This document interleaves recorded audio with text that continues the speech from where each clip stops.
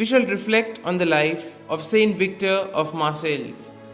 The Emperor Maximian, wrecking with the blood of the Thabaeum Legion and many other martyrs, arrived at Marseilles, where the church then flourished. The tyrant breathed here nothing but slaughter and fury, his coming filling the people with fear and alarm. It was in this state of affairs that Victor, a Christian officer in the troops, went about from house to house at night, visiting the faithful and inspiring them with contempt of a temporal death and the love of eternal life. He was soon seized and brought before the prefects Asterius and Eutychius, who exhorted him not to forfeit the fruit of all his services and the favor of his prince for the worship of a dead man, as they called Jesus.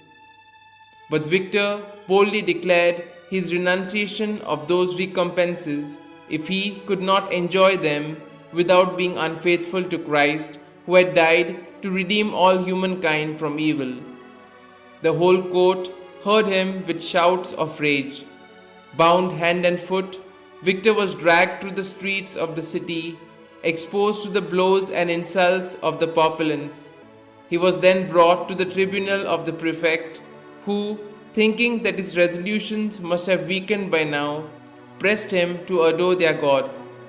But the saint, filled with the Holy Spirit, expressed his respect for the emperor and his contempt for their so-called gods.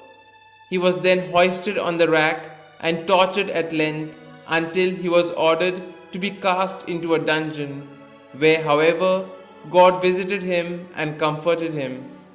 Astounded by the heavenly light, the soldiers who guarded the prison cast themselves at Victor's feet, pleading for pardon and seeking baptism.